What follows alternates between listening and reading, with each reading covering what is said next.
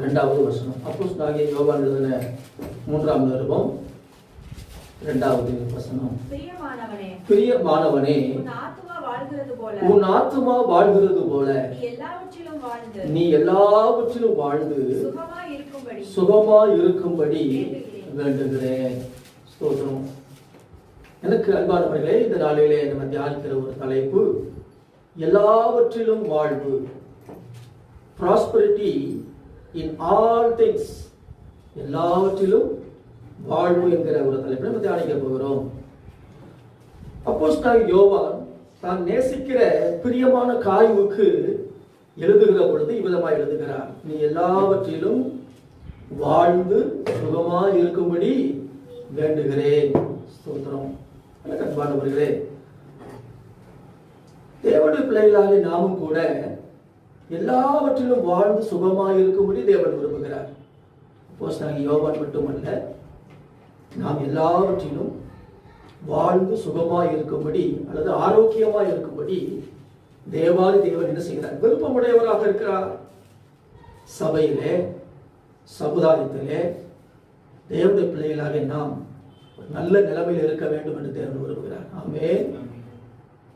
அது மாத்திரமல்ல, பரிசுத்தத்தில் வாழ வேண்டும், விடுதலையில் வாழ வேண்டும், வெற்றியில் வாழ வேண்டும், ஆரோக்கியமாக வாழ வேண்டும், நிறைவில் வாழ வேண்டும்.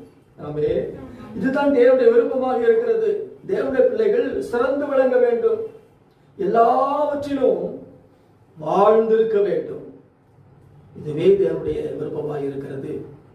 தேவனுடைய பிள்ளைகள் குறைவுபடுவதை தேவன் விரும்புகிறதில்லை. ஆமென். ஒருவேளை நம்முடைய வாழ்விலே குறைகள் குறுக்கிடலாம், ஆனால் குறைவே நம்முடைய வாழ்க்கையாக மாறிவிடக்கூடாது. அல்லேலூயா.